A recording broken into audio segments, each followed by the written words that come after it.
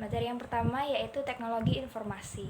Teknologi informasi mengacu pada kombinasi perangkat keras, perangkat lunak, dan layanan yang digunakan untuk mengelola, mengomunikasikan, dan berbagi informasi. Perusahaan menggunakan informasi sebagai cara untuk meningkatkan produktivitas, memberikan produk dan layanan berkualitas, mempertahankan loyalitas pelanggan, dan membuat keputusan yang tepat. Dalam ekonomi global dengan persaingannya yang ketat, teknologi informasi dapat menjadi pembeda antara keberhasilan dan kegagalan. Analisis dan desain sistem merupakan proses langkah demi langkah untuk mengembangkan sistem informasi berkualitas tinggi. Sistem informasi menggabungkan teknologi, manusia, dan data untuk memberikan dukungan bagi fungsi bisnis seperti pemrosesan pesanan, pengendalian inventaris, sumber daya manusia, akuntansi, dan masih banyak lagi. Materi selanjutnya yaitu sistem informasi. Sistem adalah sekumpulan komponen terkait yang menghasilkan hasil tertentu. Setiap sistem memerlukan data masukan. Dalam sistem informasi, data terdiri dari fakta-fakta dasar yang merupakan bahan baku sistem. Sistem informasi sendiri memiliki 5 komponen utama, yaitu yang pertama adalah hardware, yakni mencakup semua hal yang ada di lapisan fisik sistem informasi, misalnya server, stasiun kerja, jaringan, peralatan telekomunikasi, kabel serat optik, perangkat seluler, pemindai, perangkat perekaman digital, dan infrastruktur berbasis teknologi lainnya. Yang kedua yaitu software. Itu mengacu pada program yang mengendalikan perangkat keras dan menghasilkan informasi atau hasil yang diinginkan. Perangkat lunak terdiri dari perangkat lunak sistem dan perangkat lunak aplikasi. Selanjutnya yaitu data. Data merupakan bahan mentah yang diubah oleh sistem informasi menjadi informasi yang berguna. Misalnya, sistem informasi yang menggunakan basis data relasional dapat menyimpan data di berbagai lokasi yang disebut tabel. Nah, dengan menghubungkan tabel-tabel tersebut, sistem dapat menampilkan informasi yang spesifik yang dibutuhkan oleh pengguna. Selanjutnya yaitu adalah proses. Proses menggambarkan tugas dan fungsi bisnis yang dilakukan oleh pengguna, manajer, dan anggota staf teknologi informasi untuk mencapai hasil tertentu. Proses merupakan blok penyusun sistem informasi karena proses mewakili operasi bisnis sehari-hari yang sebenarnya. Dan yang terakhir yaitu adalah people, yaitu orang-orang yang berkepentingan dengan sistem informasi disebut pemangku kepentingan. Pemangku kepentingan meliputi kelompok manajemen yang bertanggung jawab atas sistem, pengguna di dalam dan di luar perusahaan yang akan berinteraksi dengan sistem, dan anggota staf teknik informasi seperti analisis sistem, programmer, dan administrator jaringan yang mengembangkan dan mendukung sistem. Selanjutnya yaitu strategi bisnis internet. Yang pertama adalah model internet, yang dimana perdagangan berbasis internet disebut sebagai e-commerce atau perdagangan elektronik. Sistem berbasis internet melibatkan berbagai desain perangkat keras dan perangkat lunak, tetapi model umumnya adalah serangkaian halaman web yang menyediakan antarmuka pengguna yang berkomunikasi dalam perangkat lunak, manajemen basis data, dan server data berbasis web. Yang kedua yaitu business to customer. Dengan menggunakan internet, konsumen dapat membeli berbagai macam produk dan layanan secara daring. Nah, lingkungan belanja baru ini itu memungkinkan pelanggan untuk melakukan riset, membandingkan harga dan fitur, memeriksa ketersediaan, mengatur pengiriman, dan juga memilih metode pembayaran yang dalam satu sesi yang mudah. Yang ketiga yaitu business to business. Awalnya perdagangan elektronik antara dua perusahaan menggunakan pengaturan berbagi data yang disebut dengan electronic data interchange yang menggunakan transfer data antar komputer.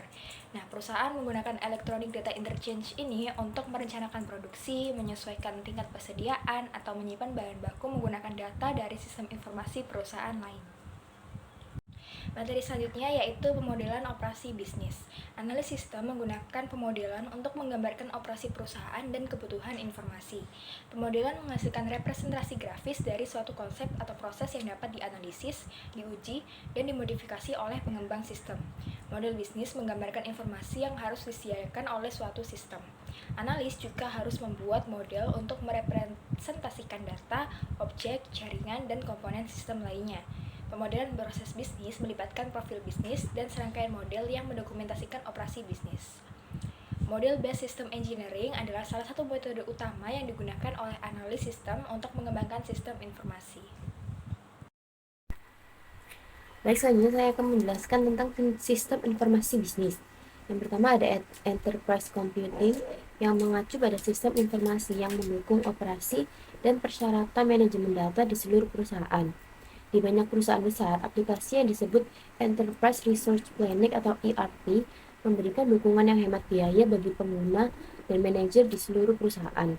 Yang kedua ada Transaction Processing yang memproses data yang dihasilkan oleh operasi bisnis sehari-hari. Sistem ini meliputi pemrosesan pesanan pelanggan, piutang usaha, dan pemrosesan klaim garansi.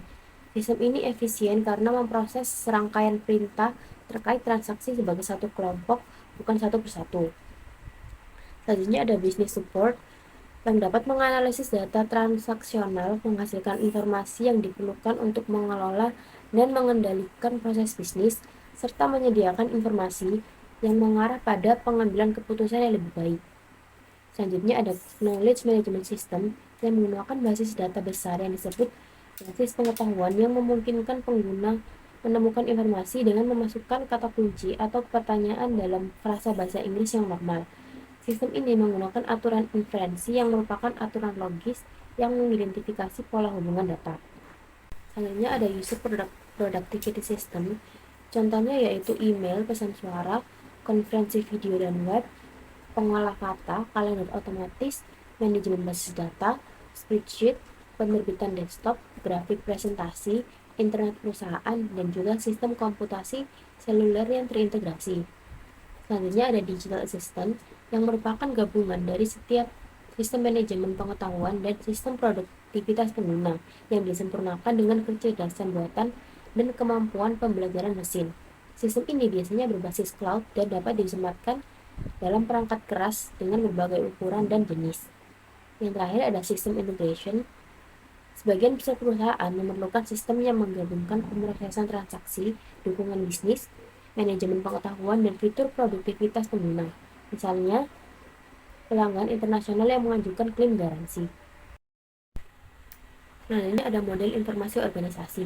Model organisasi yang umum mengidentifikasi fungsi bisnis dan tingkat organisasi seperti yang ditunjukkan pada gambar berikut. Manajer puncak mengembangkan rencana jangka panjang yang disebut rencana strategis yang menentukan misi dan tujuan perusahaan secara keseluruhan. Kemudian manajer menengah memberikan arahan, sumber daya yang diperlukan, dan umpan balik kinerja kepada para supervisor dan pemimpin tim.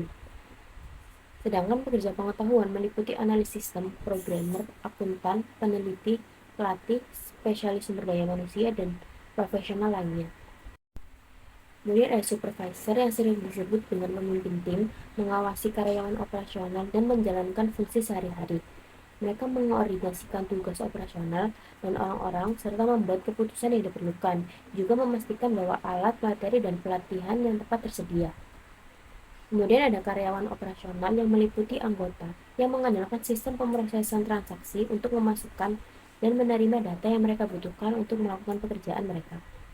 Baik, selanjutnya adalah pengembangan sistem. Yang pertama ada analisis terstruktur yang menggunakan serangkaian fase yang disebut dengan System Development Lifecycle atau SDLC. Model SDLC biasanya mencakup 5 langkah. Yang pertama, sistem planning yang biasanya dimulai dengan permintaan formal ke Departemen IT yang disebut permintaan sistem yang menjelaskan masalah atau perubahan yang diinginkan dalam sistem informasi atau proses bisnis. Kemudian yang kedua ada sistem analysis yang bertujuan untuk membangun model logis dari sistem baru. Yang ketiga ada sistem design yang bertujuan untuk membuat model fisik yang akan memenuhi semua persyaratan terdokumentasi untuk sistem. Kemudian yang keempat ada sistem implementation yang dalam fase ini sistem biasanya baru dibangun. Yang kelima ada sistem security and support di mana dalam fase ini staf IT memelihara, meningkatkan, dan melindungi sistem.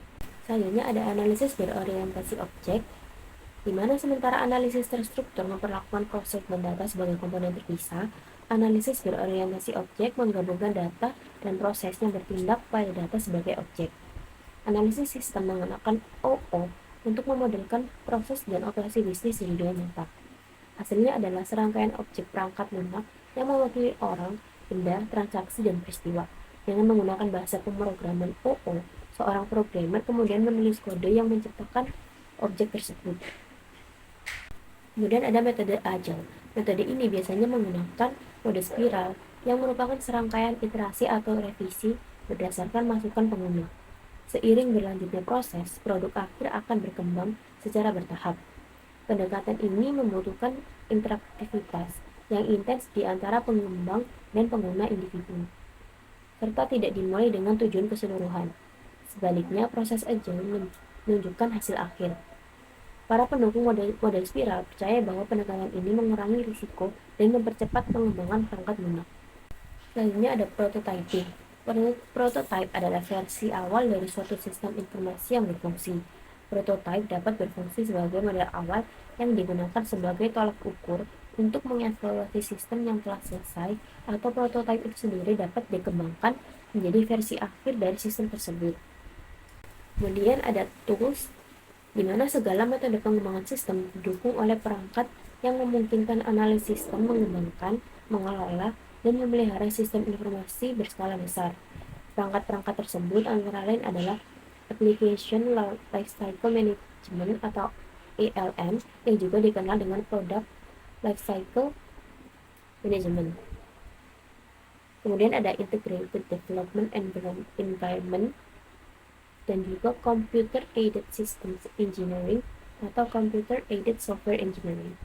Kemudian untuk materi selanjutnya yaitu Departemen Teknologi Informasi, yang dimana di PPT ini saya menunjukkan bahwa organisasi teknologi informasi ini umum dalam sebuah perusahaan yang memiliki PC jaringan basis data di seluruh perusahaan pemrosesan terpusat dan operasi berbasis data.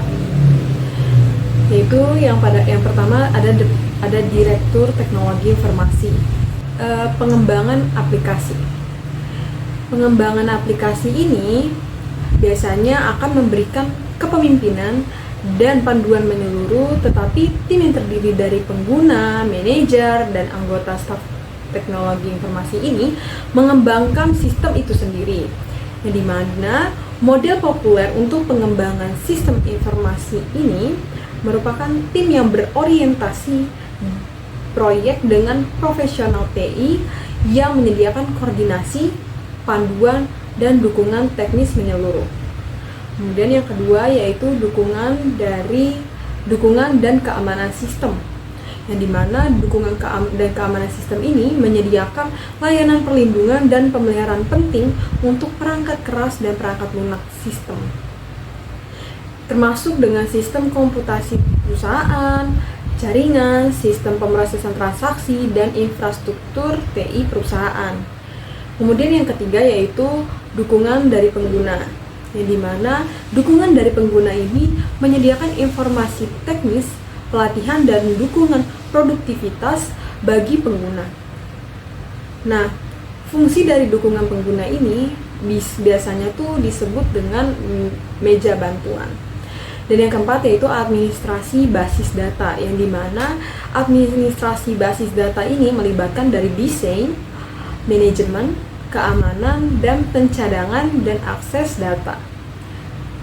Yang kelima yaitu administrasi jaringan, yang dimana operasi bisnis bergantung pada jaringan yang mendukung sistem informasi di seluruh perusahaan. Nah, administrasi jaringan ini mencangkup dari pemeliharaan, dukungan dan keamanan perangkat keras dan perangkat lunak. Kemudian dari dukungan web, yaitu dukungan web ini merupakan fungsi dukungan teknis yang vital, dan juga spesialis dukungan web ini merancang dan membangun halaman web, memantau lalu lintas, mengelola perangkat keras dan perangkat lunak, serta menghubungkan aplikasi berbasis web ke sistem informasi perusahaan. Dan yang terakhir yaitu jaminan kualitas, yang dimana banyak departemen TI besar juga menggunakan tim jaringan kualitas yang meninjau dan menguji semua perubahan aplikasi dan sistem untuk memverifikasi spesifikasi dan standar kualitas perangkat lunak. Kemudian yang terakhir yaitu analisis sistem, yang dimana seorang analisis sistem akan menyelidiki, menganalisis, merancang, mengembangkan, memasang, mengevaluasi, dan memelihara sistem informasi perusahaan. Nah, untuk melaksanakan tugas-tugas tersebut, seorang analis sistem terus-menerus berinteraksi dengan pengguna dan manajer di dalam dan di luar perusahaan. Nah, di sini ada beberapa bagian yang akan saya jelaskan, yaitu yang pertama peran. Nah, peran ini Yang pertama adalah peran, yang dimana seorang analisis sistem membantu mengembangkan sistem TI yang mendukung persyaratan bisnis. Agar bisnis berhasil, analis seringkali harus bertindak sebagai penerjemah. Misalnya, ketika mereka menjelaskan proses bisnis kepada programmer, maka mereka juga harus berbicara dalam bahasa yang dapat dipahami oleh programmer dengan jelas. Kemudian yang kedua, pengetahuan, keterampilan, dan pendidikan, yang dimana seorang analis sistem yang sukses memerlukan pengetahuan teknis, keterampilan komunikasi lisan dan tertulis, pemahaman tentang operasi bisnis, dan keterampilan berpikir kritis. Nah, persyaratan pendidikan sangat bervariasi tergantung pada perusahaan dan jabatan. Yang ketiga yaitu sertifikasi, yang dimana banyak perusahaan perangkat keras dan perangkat lunak yang menawarkan sertifikasi bagi profesional TI. Nah, sertifikasi akan memverifikasi bahwa seseorang menunjukkan tingkat pengetahuan dan keterampilan tertentu pada ujian standar. Kemudian yang keempat, tren teknologi informasi. Nah, untuk tren teknologi informasi ini, analis sistem perlu melacak tren dalam teknologi informasi karena perubahan teknologi yang mempengaruhi operasi bisnis, peluang karir, dan strategis perusahaan.